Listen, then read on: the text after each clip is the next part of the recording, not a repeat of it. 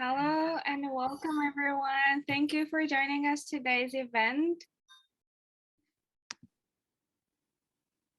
As we're welcoming more people, I would like to start a little introduction to today's event.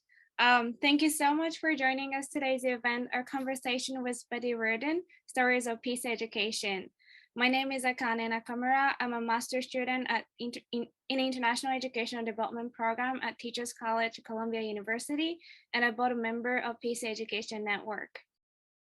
So just a little bit of housekeeping before we get started, as a couple of people still joining us. First of all, if you have any questions during the event, we have the Q&A session at the end of this event. So please type them into the chat box or raise your virtual or physical hand to speak.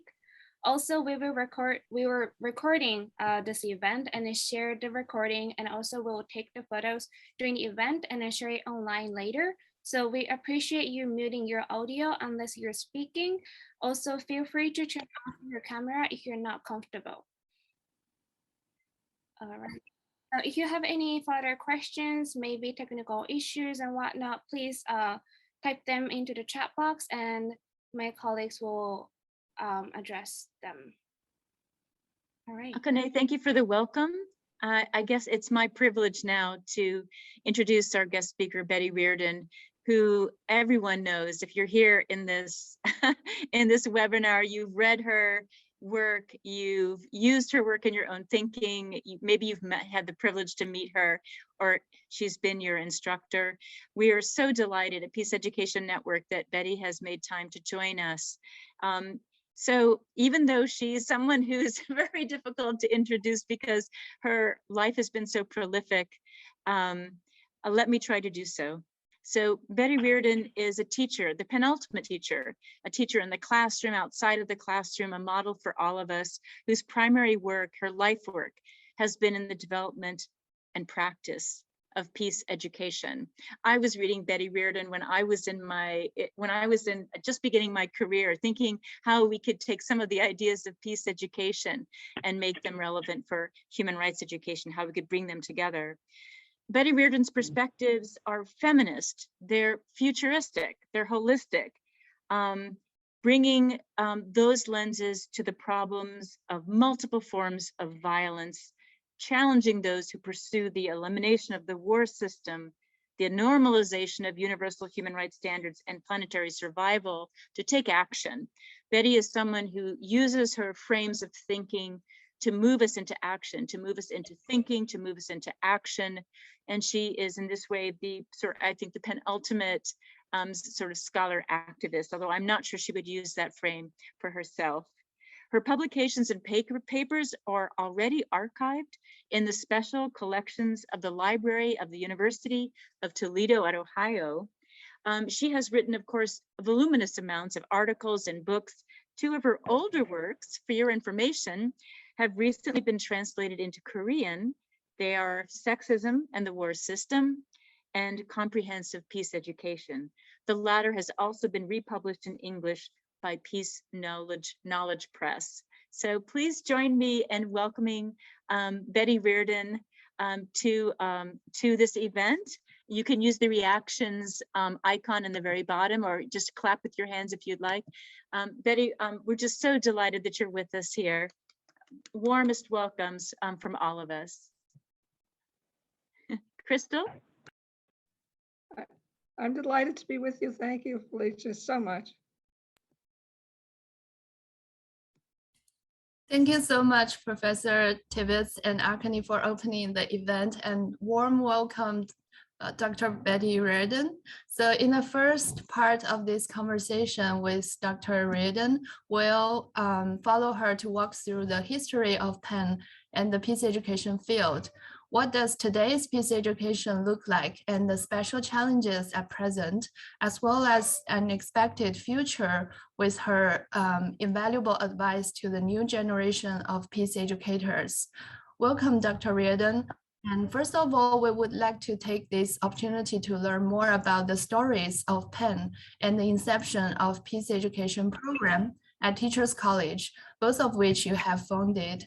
As Arkani just introduced, we know that Penn was started 20 years ago. We also heard that it was right after the 9/11 incident, which makes us wonder whether and how the historical context has influenced this process, and likewise, how the evolution of peace education in general has been influenced by the social political context over the past decades. Dr. Reardon, that's our first area of questions. The floor is yours.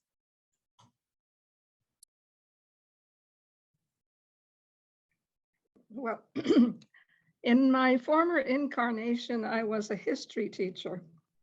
So I'd like to give a little bit of history of Penn from my perspective. The original Penn that I belonged to and was one of the developers of that was the Peace Education Network of an organization called the Consortium on Peace Research and Development, which was the North American affiliate of IPRA. And that was, in fact, before I was at Teachers College that had taken place. And it was simultaneous, more or less, with the founding within the International Peace Research Association of something called the Peace Education Commission. And these groups work together to begin the development of peace education, responding to the historic context at that time. In the United States, it was largely the Vietnam War. The actual beginning of the Peace Education Network at Teachers College, I'm not sure of the exact date, but it probably could have been at the time of 9/11, because that particular event, like for the generations before the Vietnam War had been, was a call to action.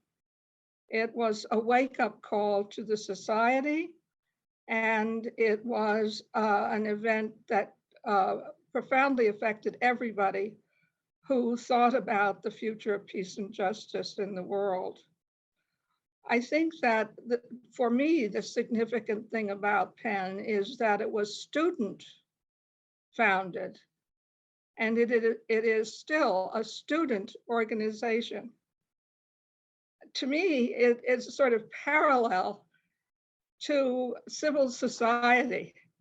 I mean, we all are part of institutions, and we work within those institutions to use whatever levers we can push to achieve the goals of peace and justice, to urge those institutions to learn along with us as we try to find the ways to build peace and justice. But institutions tend to be structurally challenging when it comes to change, so that the significant actions, and we know in the larger international system, the things that we are concerned about have come mainly from civil society, from citizens who are seeing themselves as global citizens. And so we get such things as the nuclear ban treaty. We get Security Council Resolution 1325 on women, peace, and security, the Convention on the Rights of the Child. I could go on and on. These come from civil society. And in that way, I see Penn as being the really significant part of the learning in the sense of applied learning. I think what you are having in your courses is invaluable as the basis of what you are doing. Without it, you couldn't do the kinds of things that you're doing in Penn. And I just think it's wonderful that that kind of energy exists among the students at Teachers College, and I congratulate you on that, and I celebrate it. Thank you so much, Dr. Reardon, for the informative stories. It's really inspiring to know the background of what we are doing, and I feel so lucky to be part of it. In terms of the history, shall I ask a follow-up question? So since many of us here are TC students who are studying peace education, such as myself, we are very curious to know in what circumstances did you launch the original peace education degree program at Teachers College? You said that's one that you reformulated, I think, Crystal. Well, what led me to start formal courses that became the concentration in peace education within international educational development at Teachers College was Professor Willard Jacobson. I was at Teachers College because I had an office as the executive director of the World Council of Curriculum and Instruction. And it was the time when the nuclear crisis was becoming very, very urgent, and many educators were starting to be concerned that education wasn't doing anything to address the threat of nuclear weapons. And Willard Jacobson, who was known throughout the world as a science educator, was one of those people. And he set one of his graduate students to find me. And she was amazed to find me 2 floors down from Willard Jacobson in the World Council on Curriculum and Instruction office that had been obtained for us by Alice Mile, a wonderful professor of Teachers College for many years. And so when she found me, she then took me to Willard, and the end result was he inspired me to put what I knew together in terms of a seminar. We had been doing lunch, brown bag lunch things and getting speakers to come in informally. So we knew there was interest among students. And so Willard and I was, I didn't have any specific appointment or position at Teachers College. I was, I followed Willard's lead, and he became the professor of record, joined by Professor Douglas Sloan. So we had distinguished Teachers College professors and me doing the curriculum. And it was a wonderful experience. And we were invited to bring this into IED. And gradually, bit by bit, the concentration came together in terms of what we together considered to be the basics that should go into peace education at that time. And we had 4 basic courses that were required, with other courses that could be taken for the concentration. And they were related to security issues and weaponry in general, the war system. We had one that we called Human and Social Dimensions of Peace, which delved into issues of human rights. Gender issues came in under that, and ultimately ecological. We had one that dealt with international institutions, to study the UN, particularly as an institution around which civil society was developing. And finally, something called fundamentals, which was the theoretical literature that was being developed. Now, through the years, those morphed into other things, but that was the basic, that was the beginning. And it came also at a time, Willard and I met about a year after I had left another institution because they wouldn't do teacher education. And I felt that teacher education was the most significant element of introducing peace education into any realms, formal or non-formal. And so this was just a wonderful opportunity for me to do what I wanted to do. And that always is a wonderful guideline to follow.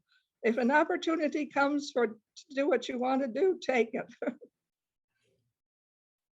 Thank you so much for sharing. I believe it's really a long story and it deserves a whole course during the semester to tell the story.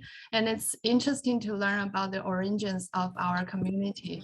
Now let's move on to a discussion about the current peace education field by taking a look at your reissued book, Comprehensive Peace Education.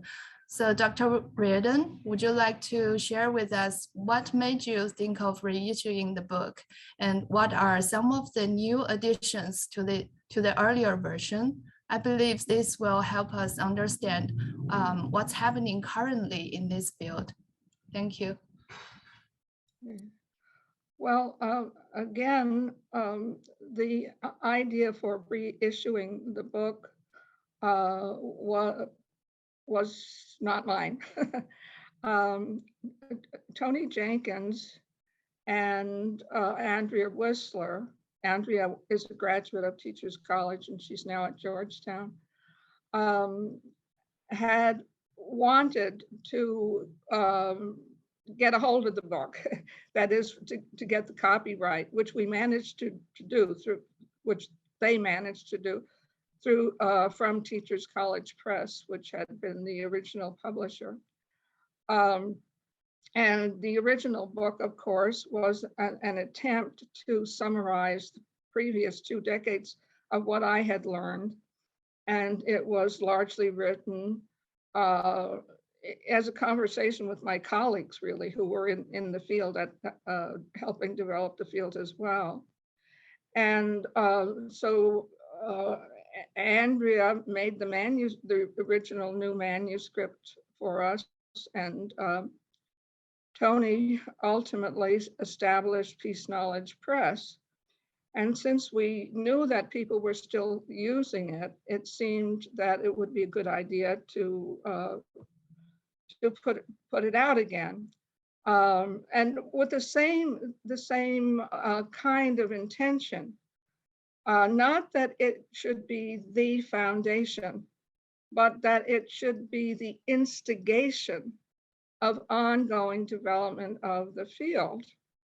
And I think one of the things that I would like to encourage all peace educators, and particularly those of you who are starting in the field, is to constantly review your practice in light and the assumptions on which it's built in light of the changes around you. And as I wrote in and the book ends up with 3 introductions. As I wrote in the 2 introductions that came out in the Korean edition and in this new edition, what has, in the first of those 2 editions, I wanted to emphasize general imperatives that I don't think had been sufficiently attended to in peace education frameworks. More or less what I would call the weaponry imperative, which would be not only nuclear weapons, but arms, down to the problems that Mayor Adams is dealing with in New York right now. And what I call the gender imperative in which we see the inequality between men and women to be paradigmatic of all human inequality. So the gender imperative is about human inequality. And then finally, the overarching one, I think, for all, and that is the earth imperative. I think every action we take, every policy we assess, every inquiry we raise must keep the future of the planet in mind, because that is what will determine whether any of what we do is going to have exist in an environment in which it can be developed. So those three general imperatives, I think, were extremely important. But then, as there were delays, and I needed to make a new introduction. And so I thought, I'm missing something. I've got to understand what it is that we as a field of inquiry leading into learning for action have failed to do, that has not infused the society with the ability to grapple with its problems in a reasonable way. In fact, the violence has increased. Certainly the violence, gun violence, gender violence, environmental violence has increased.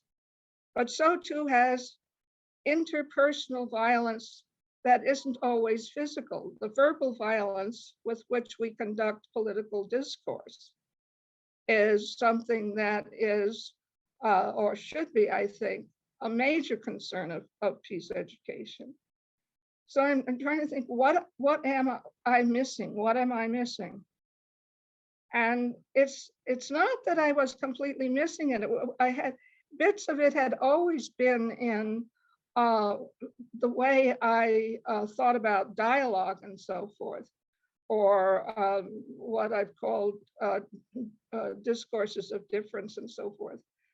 But there are two things that I think we have to confront, and that is fear of change, fear of the other, fear of the unknown, and the rejection of reason. People want prepackaged truths. People want their assumptions verified. And unfortunately, when it comes to the last part, I think all of us peace educators have not been as open as we should to exploring our assumptions and to opening ourselves to trying to understand where the fear of of others, of our interlocutors in the discourse, where does that come from? It has to have some significant and real roots for those people. And why is it that they are afraid of, more afraid than we are, of having their assumptions put to reason? So I think, you know, you could do a whole seminar on that. And if you do one, invite me. I'd like to come. Thank you so much. That would be our greatest honor. And I'm really inspired by what we are missing. I think it's kind of a motivation for all of us. And much appreciation to you, Dr. Reardon, to your continuous rethinking and fresh insights of peace education. I believe there are numerous reasons for us to choose peace education to be a lifelong commitment, as you do. So may I ask, what is your primary reason that drives you to work for peace as a lifelong educator? Well, the primary instigation in the first place was war. Everybody knows the story of my fifth grade essay when World War II was beginning to bubble up. And it was written in response to my questions about why this was necessary. Couldn't they find another way to do this? And I was instructed that I just couldn't understand, but there were evil men in the world who were making this war, and they were in Germany, Italy, and Japan. And that was the subject of my essay. But it didn't take me, I think, into high school to realize that it wasn't just 3 people who were able to send the world into war. And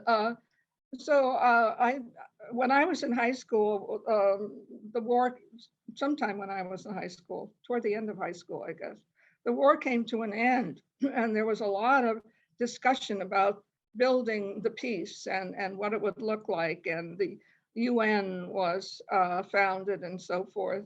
And there were people who were advocating something called world government, which would give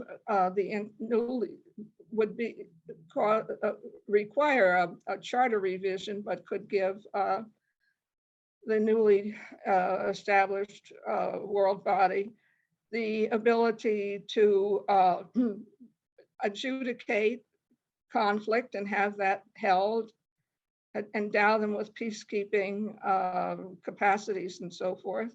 And that seemed to me eminently sensible at the time. But like all other ideas, that it changed. But it was part of the way I began to think about the world. So naturally, when I got to the point where I had to make a living and became a teacher, it became significant to me as well. And first and foremost, I thought that I should teach about the world, or I shouldn't say teach about the world, but I should help my students to learn about the world, to assess the world, and to think about how the world could be made better. And that sort of became, in the earliest formation, my ideas of peace education. And I found it very interesting. I found it inspiring and challenging. And as all of you know who are teachers, there isn't any better human experience than the exchange of learning that takes place between teachers and those who are called teachers and those who are called students, who are, we're all learners together. We're just in different stages of it. And that, I think, is also true in the larger realm of world politics, that we have to begin to try to understand that we, as a human race, can no longer depend on a small body of leadership to solve problems and lead us forward. And that they, nor we cannot do that unless we continue to learn. Because if we had finished the work, we wouldn't finish the learning, we wouldn't be where we are. So there's a lot more learning to do. And I regret that my forward-looking schedule is not what it might be if I were to carry out some of the things that I would like to continue to inquire into, to learn with others about. And when we hit on something that looks positive, to work together to try it out, but also be willing to go back to the drawing board and do something else if it doesn't work the way it is supposed to work. And I think we've got to do that with our curriculum too. We always have to be willing to go back to the drawing board. I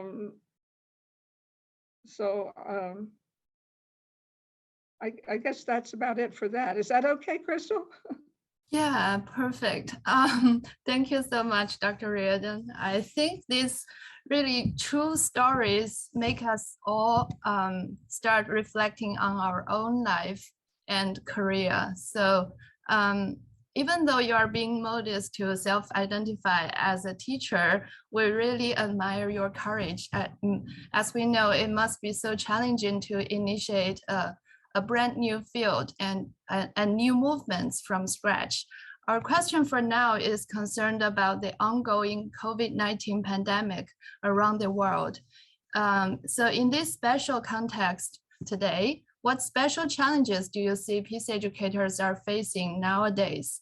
What opportunities are we offered by this unique situation?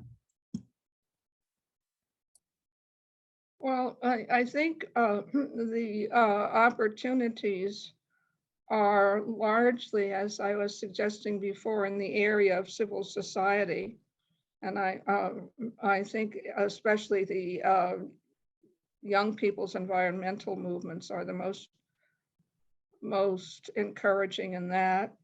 And I think the Black Lives Matter movement that became international is encouraging. And all of these, I think, are opportunities for learning and learning what is to be learned and how it can be learned.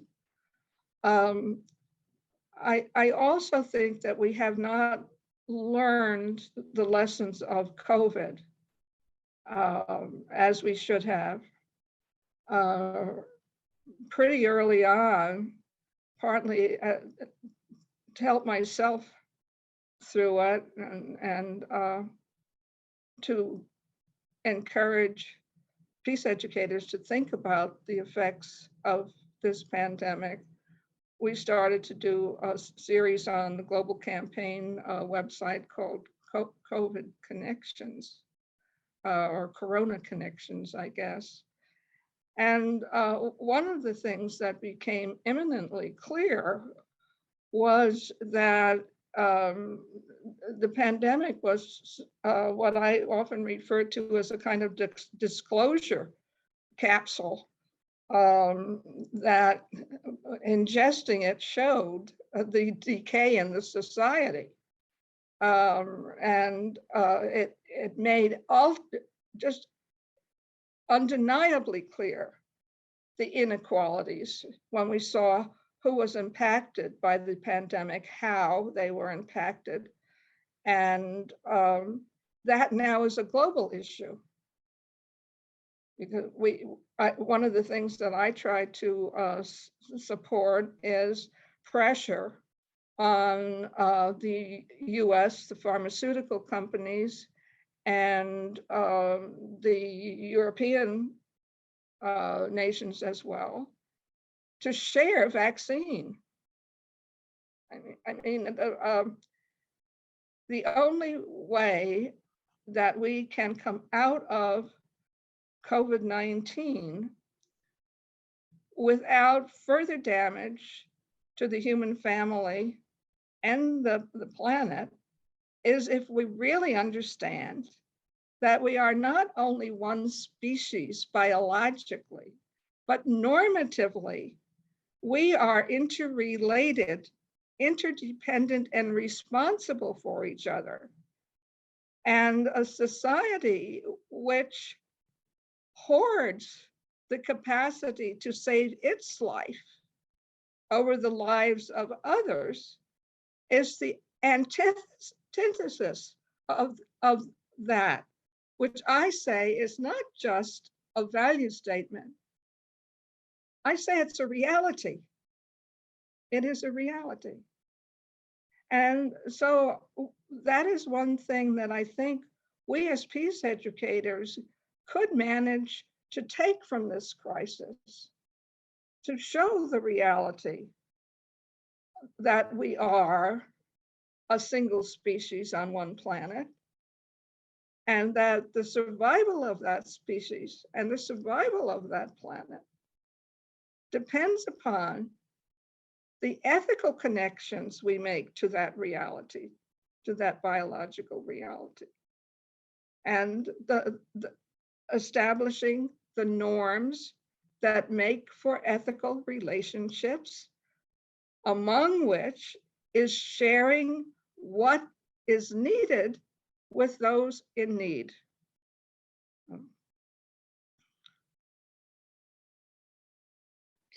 Thank you, Dr. Reardon. Now I would like to jump in after Crystal's question. So I like to move on to the final topic of this part with a conversation with you that's going to be about future of peace education.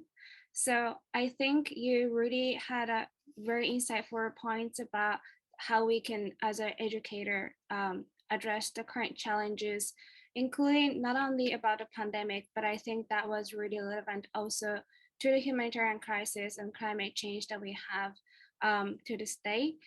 So my question, and I would like to ask your opinion, is that what do you think are the key competencies to become a peace educator?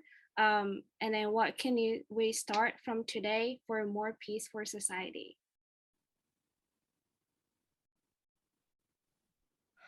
Well, I will take my response in the first place from an advert for what is it, Norwegian lines or some Norwegian cruise line, where the man talks about growing up in a Norwegian village and what the values he learned, and he is adding one value to his basic familial ones, and that is be curious. Be curious about the world, but be curious about the world as a potential responsible for the world. That peace educators need, I think, to be questioners, to and not just the questions, you know, that I've talked about before that have answers, because I think answers are temporary, but that produce responses, questions that produce responses to the situation in which we are. So in being curious, I mean to look into possibilities, to understand the reality, but also to have a habit of mind that wants you, that kind of impels you to consider multiple alternatives every time when something comes up. They say, oh, that sounds good, but is there something else? What is the something else? What are always, you know, kind of going back to that question, are we missing something here? And that's why it's important to have as wide a discourse as possible, to have as much diversity in the discourse as possible. Because without wide and diverse discourses, we will miss so much. We'll miss it in terms of our own enrichment, but more disastrously for our species and our planet, we will miss opportunities to respond constructively to many of the issues on which we now see paralyzed. And I'll tell you another story.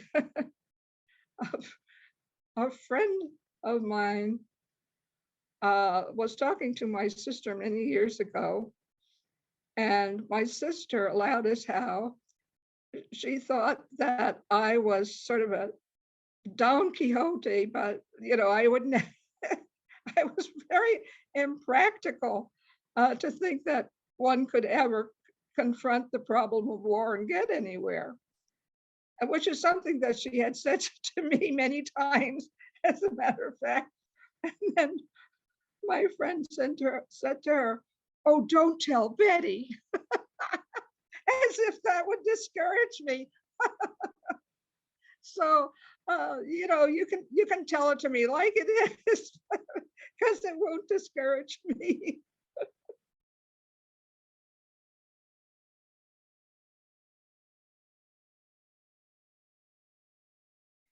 Thank you, Betty. It was really insightful and profound. Thank you so much. If we have time a little bit more, I'd like to ask one more question before moving on to the Q&A. So I think, as you have touched a little bit before, peace education concentration is now called as Peace and Human Rights Education concentration in International Educational Development Program at Teachers College. So I was wondering, what is the role of peace educators in the field of international education development today? Keep it honest. Raise the questions. A lot of development education is based on basic mainstream development theory. A lot of that needs to be continually questioned. But I also think that there is an opportunity to infuse the field with the kinds of methodologies and human values that most people who gravitate toward international development really hold.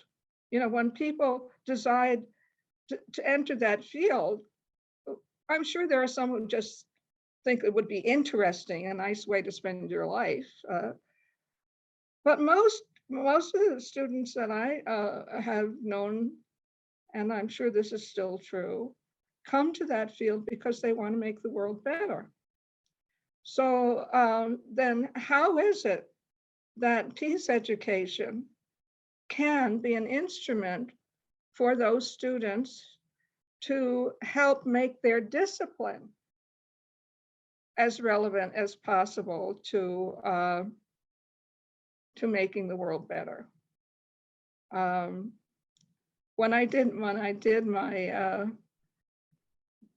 exam, my doctoral exam, I don't remember what the question was, but it was something like make a comparison between. It didn't pose the question as you did, Akani, but make a comparison between peace education and international development.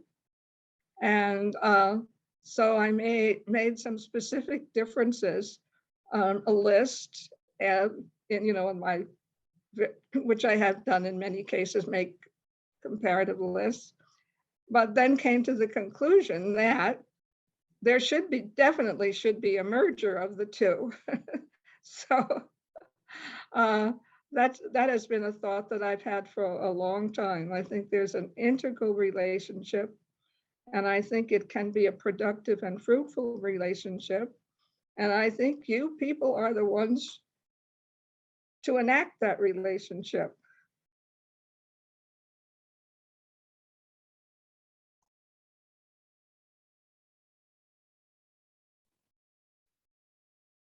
Thank you, Dr. Reardon. It was really profound, and that really reminded me of the importance for us educators to be a lifelong educator. So thank you so much for your really interesting, insightful points about the history of peace education and advice for us as an educator. So with that, we will go ahead and take some time for the questions from the audience. I will pass it over to my colleague, Jess. Thank you so much. Thank you, Akane, and thank you, Dr. Reardon. It was such an inspiration and joy to hear your story and the history of peace education. And thank you to Crystal and Stella and Dr. Tibbetts too for the first part of our event. So as Akane mentioned, we're going to go into the interactive Q&A portion of the event where we are going to open it up for questions from all of you who have joined us. So you can speak with Dr. Reardon directly. So we'll try to get to as many people as we can. And I see if you could just do, as I see some people doing, use the raise your hand feature. And we'll just, hopefully we can get to everybody. So thank you so much. I am going to, and I apologize if I don't get the names exactly right, but Deanna, I see your hand raised, so if you'd like to go ahead. One last note too, also just if we can all remember to kind of have brevity with our questions so Dr. Reardon can address as many as possible, that would be great. So Deanna, if you'd like to ask your question, please take it away.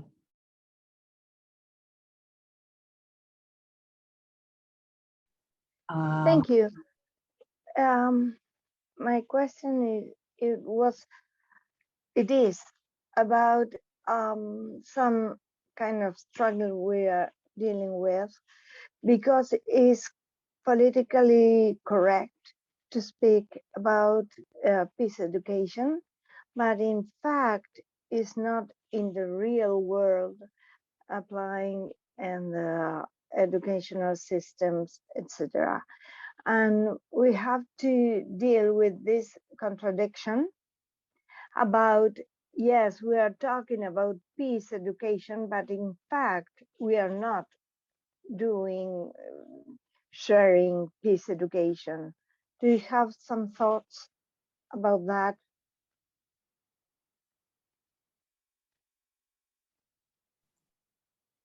Well, I think there always has been a tension between the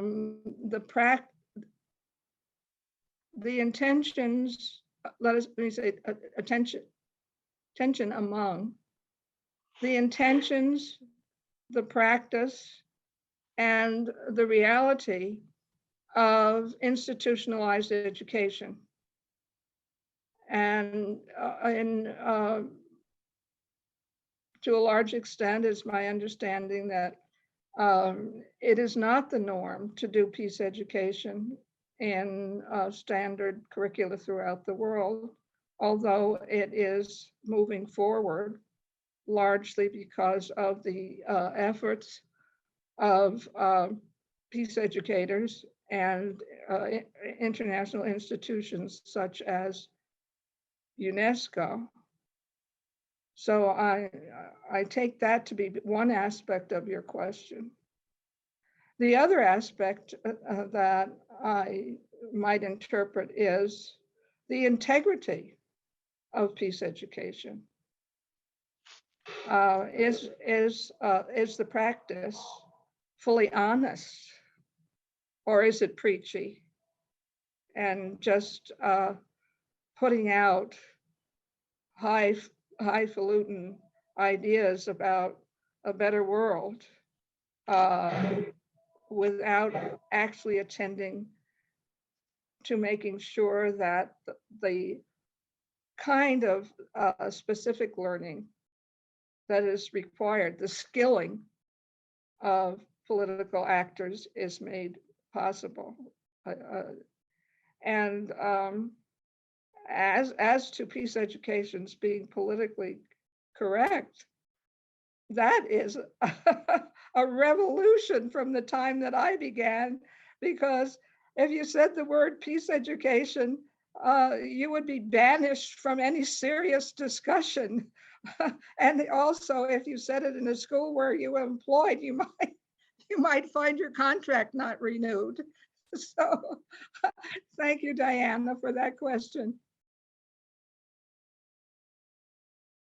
Okay, great, thank you. So now we have another hand up. So please take it away. Mayan? Yes, thank you so much. Yes, I'm May, and thank you, Dr. Reardon, for your amazing speech, conference, and your dedication to peace. So I am a master's student studying educational leadership in the US right now, and noting that there's a rise of humanitarian crisis around the world, like in Belarus, Afghanistan, Hong Kong, and coming from the background of receiving these also political crisis in Hong Kong. I wonder, how do we amplify our voices as students or from the oppressed or the underrepresented groups, even when there are voices that are trying to overcome these challenges or activist movements, but how can we amplify these voices with social restrictions, freedom of speech? How can we do something more to make these activisms into a more higher level?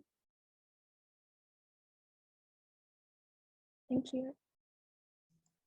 Mine, I think that is really the question of the day.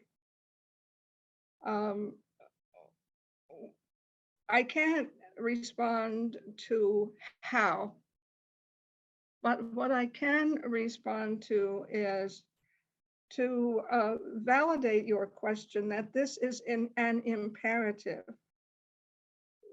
It relates to what I was, the general frame and normative frame I was talking about in terms of our responsibilities to each other.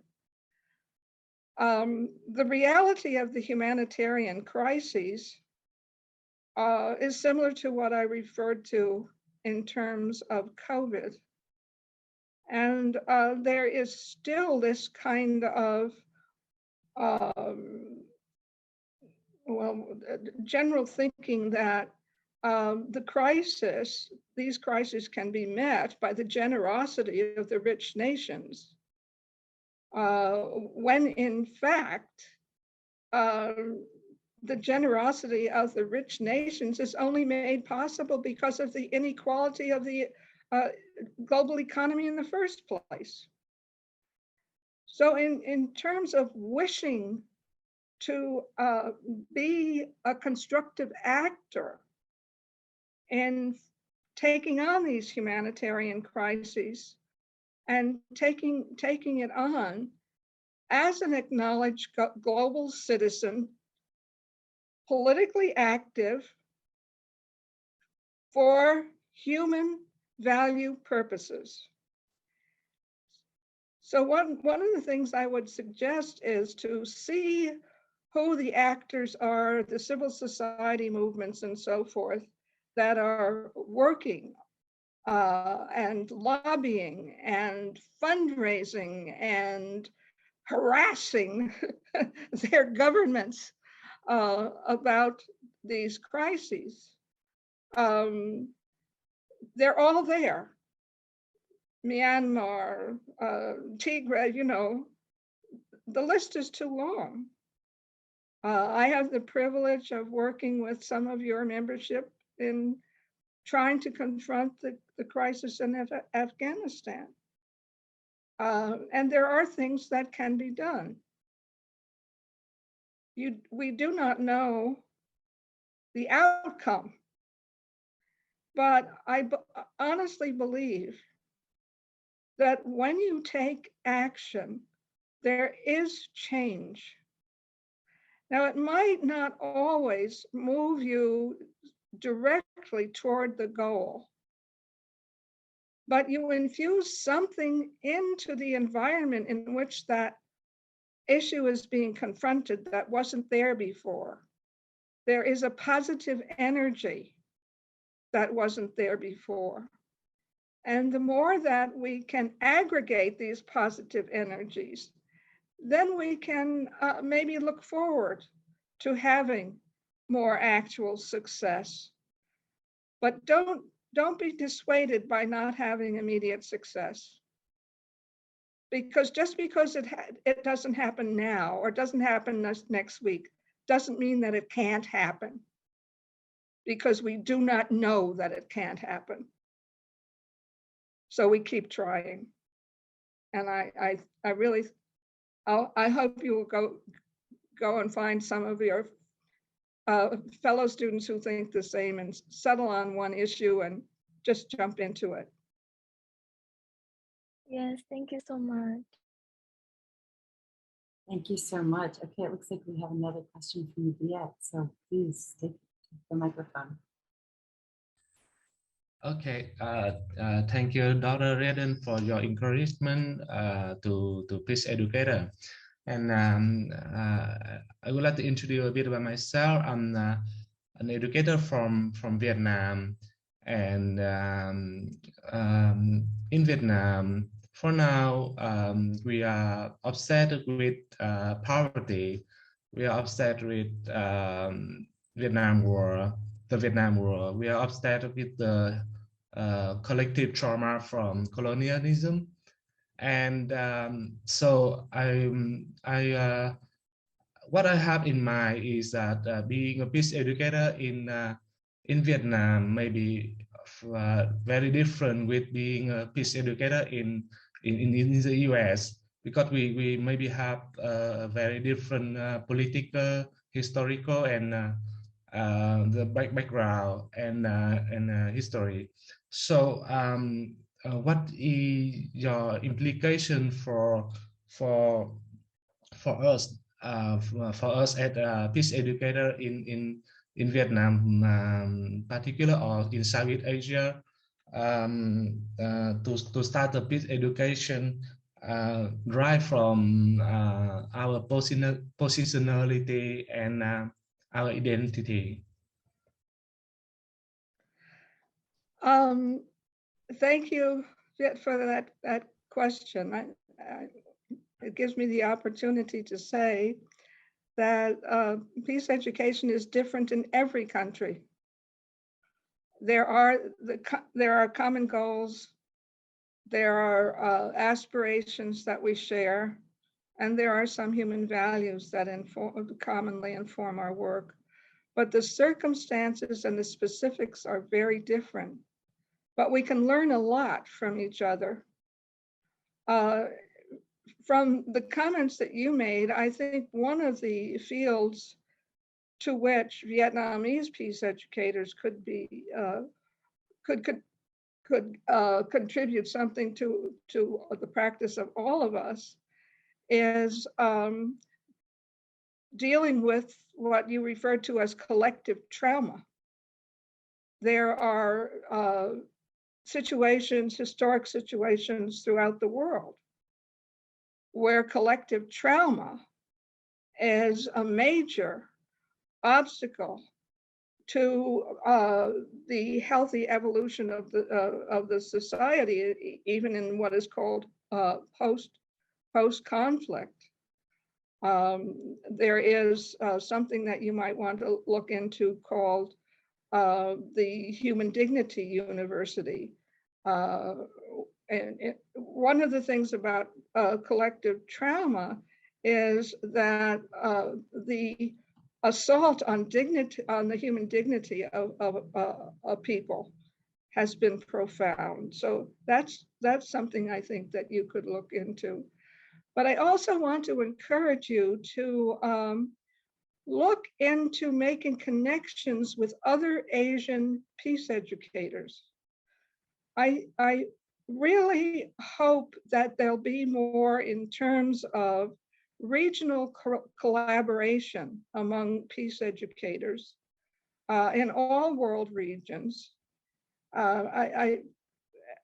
For years, many of us in peace education have lamented that peace education, like all of contemporary education, seemed to be developed in the North, in Europe and the United States, and then exported to the global South and to other areas. That exchange has to change. And there has to be solidarity. Well, excuse me, I'm getting preachy. Anyway, I think it would be very good if if there were solidarity and collaboration regionally, and that is contributed into the global resources of all peace educators from various parts of South Asia, all of Asia. And if you don't know about GPAC for Asia, that's something that you could email me about, and I'll send you the how to hook up with that. But that's important, and it's developing somewhat in Latin America.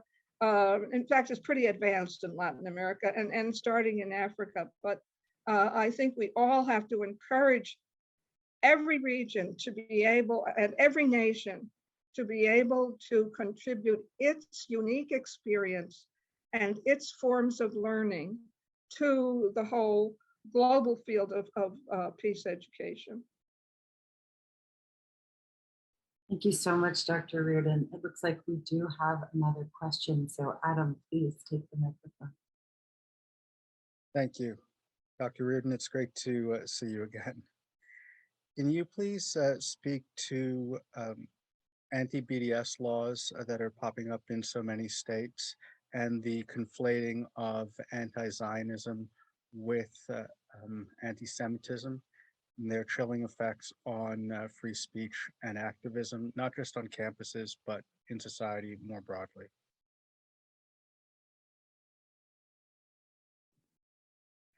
Well, I think, Adam, that is actually a kind of manifestation of the fear and rejection of reason that I was talking about before. And it simply seems easier to categorize things, to categorize political judgments as biases. And so I think this is a matter for universities. I think all sides should be heard, but all should be subject to a reasoned debate.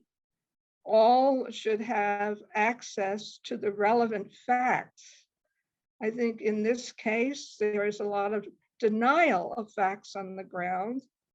And I really think that in this particular case, that the resolution of this so-called intractable conflict will only be possible when all parties recognize the facts on the ground and recognize that wherein there is a huge imbalance, there has been both violence and counter violence between on both sides. All of that has to be reckoned with.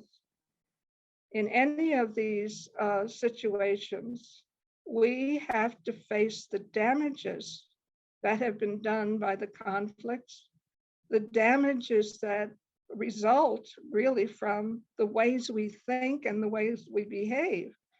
And if we don't reckon with that, I mean, we see that in our situation with the anti-racist movement in the United States, that unless we reckon with the realities of the racist history, we are not going to transcend the racism or the problems that exist. So that's about all I can say on that matter.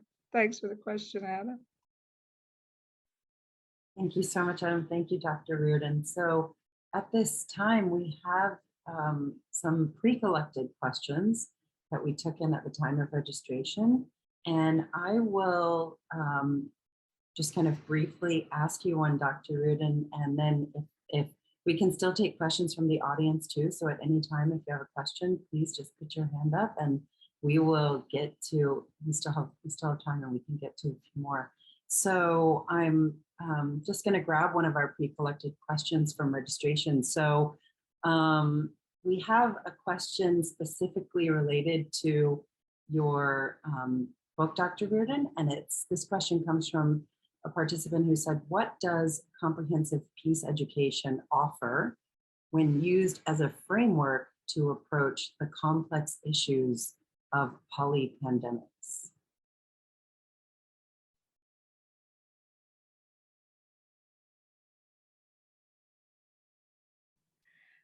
I couldn't hear the complex issues. Could you please repeat them? Yes, of course. So this person wants to know, what does comprehensive peace education offer when using it as a framework to approach complex issues of polypandemics, or we can look at it in the context of the current pandemic as well.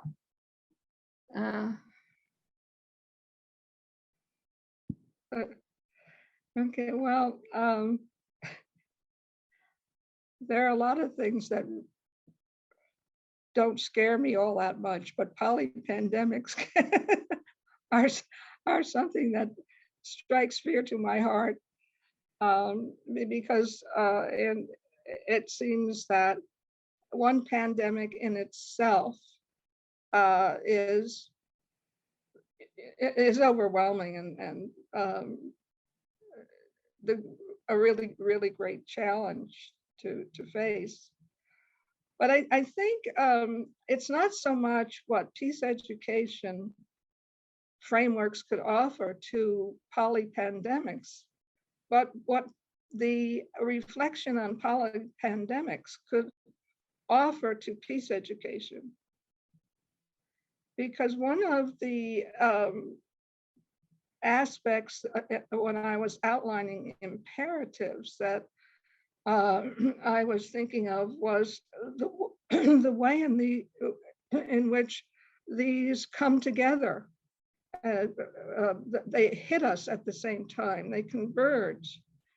So dealing with polypandemics, if we choose to deal with them, and I think that's part of the problem too, we haven't chosen to deal with them, and maybe that as part of what peace education could offer, that we espouse the responsibility to act in the face of danger to the human species. But if we were to make that commitment, then studying not only scientifically, but studying the consequences and the circumstances of these convergent diseases, how the convergence is a significant part of dealing with one pandemic, because you have to deal with many at the same time. You see that you can't pull things apart.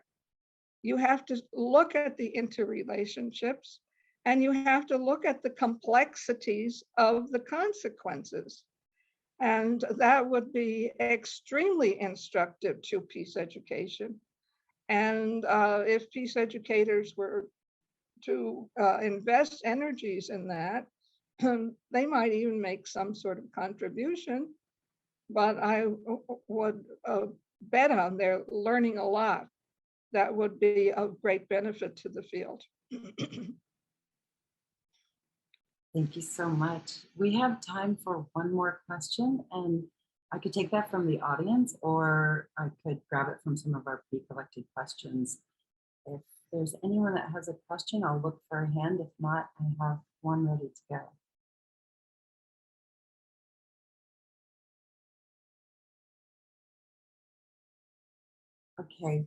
Okay. Thank you, Dr. Reardon. We do have a question. It's popped up in the chat. Let me see. Okay. This question comes from one of our participants, and it says, how could peace educators find gender issues how are gender issues kind of contributing to the current climate change crisis that we are experiencing?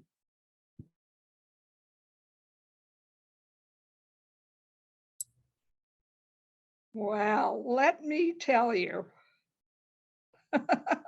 we need another evening to discuss this. But I will simply say that gender issues are embedded in, not just behind, every major crisis we are facing. And I'm sure that people who know me are delighted that this evening has not been a discourse on patriarchy. However, I am perfectly willing to discourse on patriarchy at another time. But I think that question was from Daisuke, and I thank you for raising it because, as you know, it is significant, and it's one of the areas that I think is very much misunderstood. Gender issues do not just refer to the inequalities between men and women. They comprehend all of the ways injustices are inflicted as the result of imposed identities and roles that are not biologically determined or ethnically determined or anything else. They are imposed by the social order, usually by the power structure.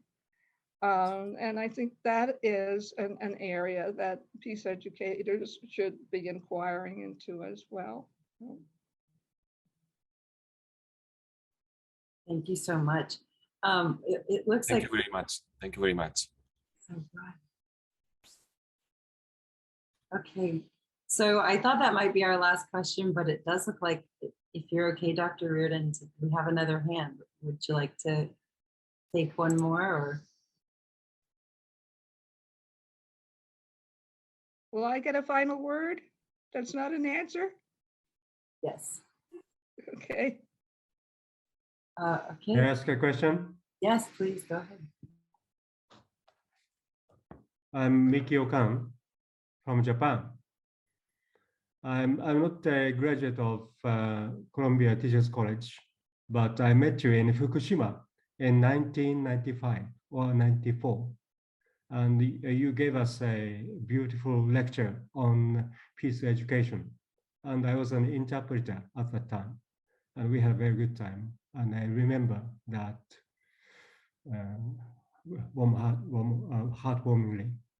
And my question is that I was a senior high school teacher a long time, but my main field was in peace education and environmental education. And I think we have been trying to make a peaceful world, but everyone notices that this is not a peaceful world. And it is because that I feel that so that my question is, how can peace education when the military industry political complex, or how can peace education face the military industry political complex and neoliberalism in order to change the situation? If we can't make it, like you mentioned, revolution, we are always, as you mentioned, Don Quixote, but we have to seek the way of changing the situation.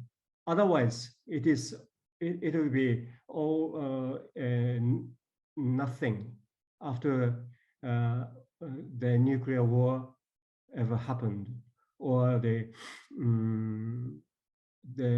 climate crisis will turn into a more violent one, and when we can do nothing about that, as Greta repeatedly mentioned. So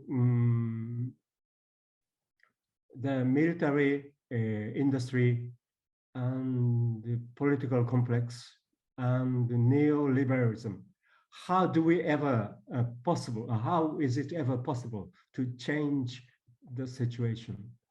I may have written in the question when I applicate this meeting, but and I was now living in Amsterdam, and it is 2:17 midnight, and I was overslept the first 30 minutes or 40 minutes, and I may have missed what you have told in the lecture, but I would like to ask the question.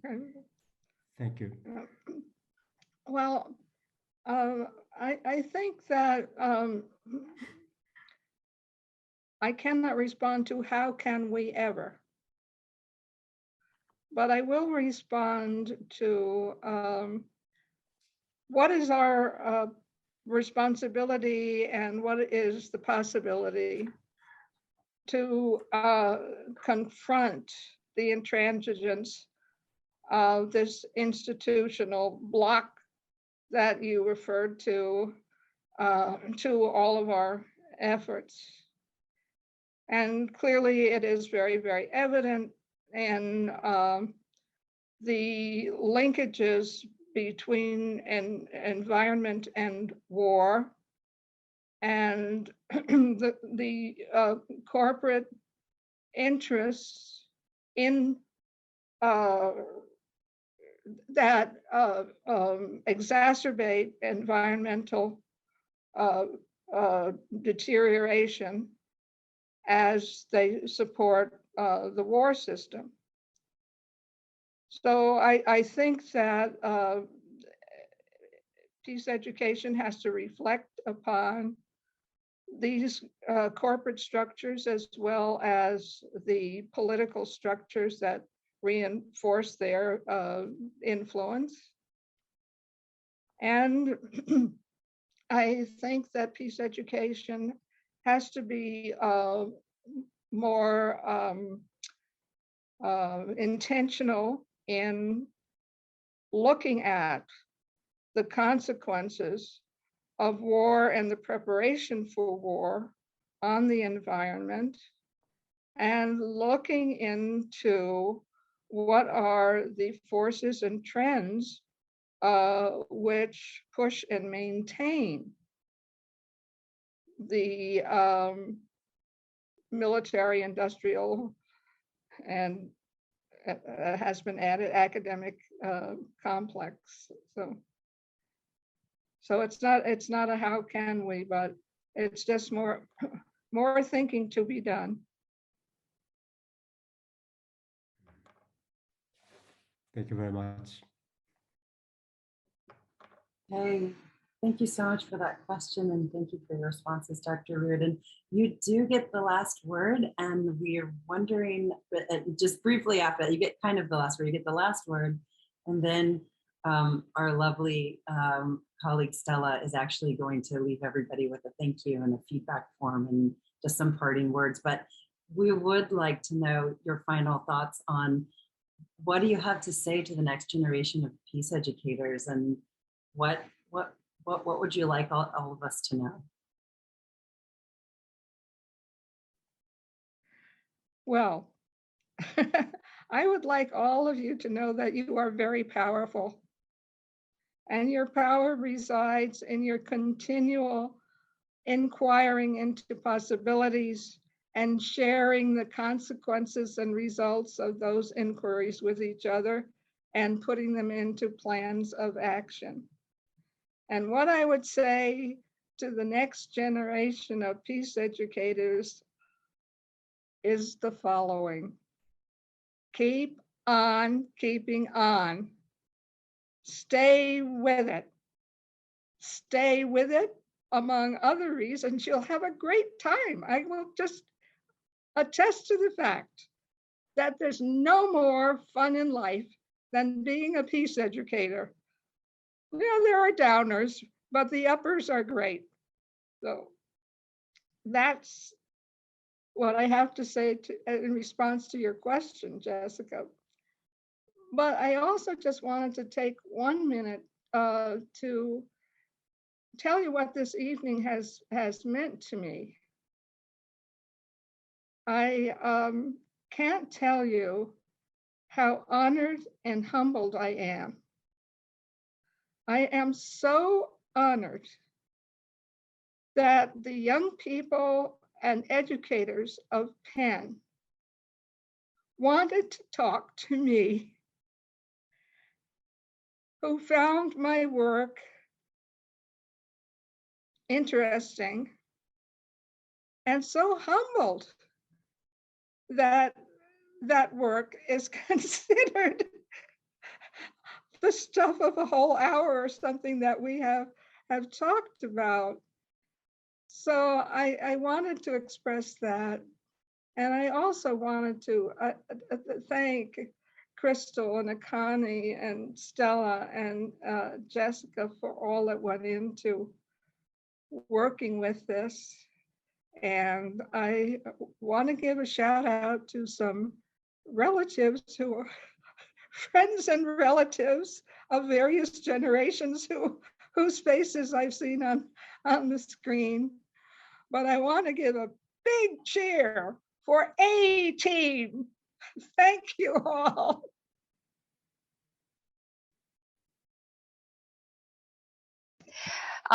Thank you, Betty, for the last word. It's just so touching. I was almost crying. You are the best. You have a big heart, and we always learn from you. So thank you for great time with us. So now we are closing our event. It has been, again, great time with you all tonight. So thank you, Dr. Reardon, for your expertise and the wisdom and dedication to peace education and the world to make it a better place. Thank you, Dr. Tivit, for your introduction and all the collaboration and support to make this event happen. You're the best. Also, we appreciate audiences here for your participation and great questions. Please stay tuned on our upcoming events by following on our social medias. Also, write your name and email address on the list to subscribe the listserv. Yes, it's in the chat box. The link is on the chat box. We'll follow up with you via email for feedbacks after the event. So hope to see you in the next Penn event, and have a good night and day. Peace.